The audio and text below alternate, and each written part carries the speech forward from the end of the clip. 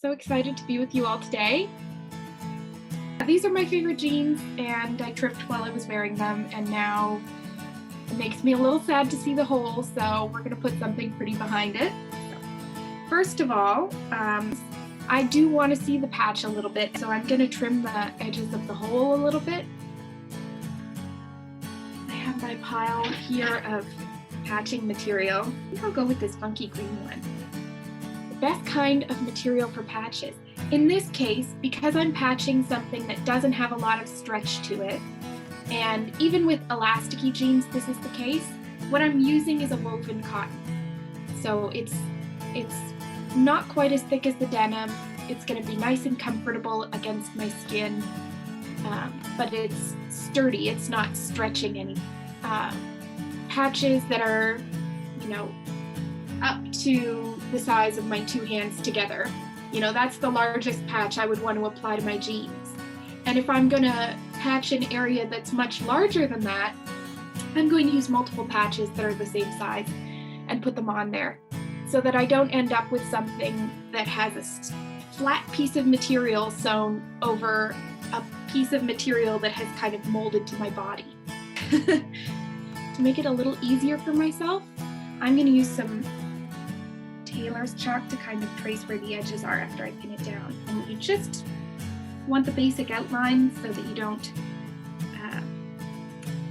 waste a lot of time sewing where there isn't a patch or miss the edge of the patch completely. And so I'm just kind of feeling for the edge of the patch. In this case, I'm just going to do rows and columns of stitches. But it's inspired by a type of mending called sashiko, which is a beautiful style of Japanese mending. So the reason that I don't call what I do sashiko mending is just because I'm not Japanese and I don't have that kind of history behind it. It was very culturally important. Okay, so I'm gonna tie a knot in the end of my thread. So I'm gonna pick a corner and I'm gonna start sewing. I'm gonna start from down here. And I'm actually going to start from just outside the chalk line so that I catch the edge of the patch on the inside. Well, in this case, what I'm using is 3 strands of embroidery floss. Now, you don't have to use embroidery floss for this. You can use pretty much whatever thread you want. If you wanted to blend in with the jeans more, you can go with one of the tones that are in there already. If you want it to stand out a little bit more, a lot of people just use white thread for this kind of thing, and then you would just be using regular sewing thread. Weaving in and out 3 or 4 times, yeah, as long as my needle permits. And now I'm just on the other side already. Yeah, and then just putting your thumb down ensures that as far as you're going, or as long as your thread is, I'm not going to end up with a big knot right on top of the fabric there, because I don't want this line this way to be visible yet. I'm going to go in and over. Some people I know would use an embroidery hoop at this point too. They would have the hoop around, like part of it inside the jeans and part of it outside, and that can help a lot keeping it stretched taut so you don't end up with any gathering here by accident. Okay, here we go again. I have my last stitch on the other side of the edge of the patch there, and I'm going to go in a straight line and over about 1 centimeter there, and then come back out. I'm ready to start my new row.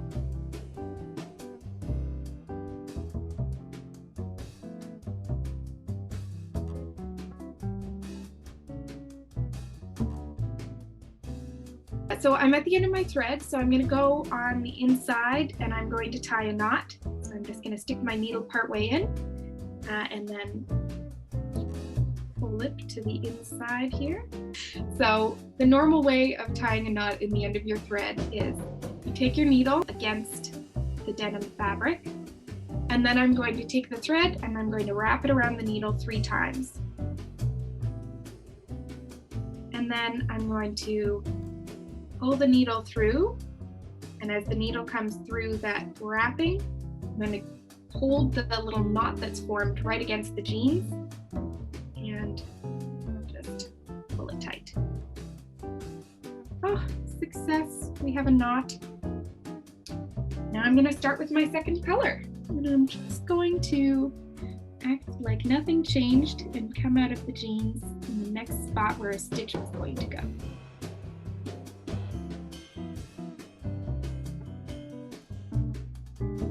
Okay, so now we're gonna start going the other way. We're just gonna start at one of those corners that we had, and I'm gonna try and not do the thing where I want it to be done, so my stitches get bigger and bigger.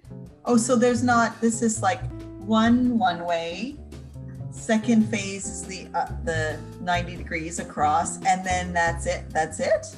Pretty much it, yeah. Oh my gosh, okay, so we don't have to worry about going round and round and round and round the hole. Not in this case. This is like That's why it takes me 3 weeks. Oh! I'm gonna try and have a couple instances where my needle goes over the edge of the hole like that, and then into the, and that should be enough that things aren't gonna get caught on it, and I'm not going to have it fall apart any further. Part of this, of course, is the clothing I choose to buy in the first place. So I chose to buy jeans here that have very little stretch to them, which means the material is going to hold up better, and the material is going to hold up better to mending as well. And that was a decision that I made, 5 or 6 years ago. So it's all about that mindset about the entire thing.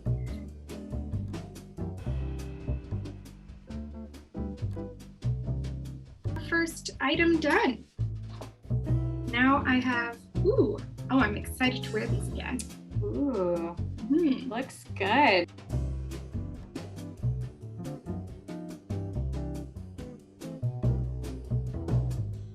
Gonna hold them up so we can see the whole thing. Yeah. Yeah. There you go. This is going to be a great movie.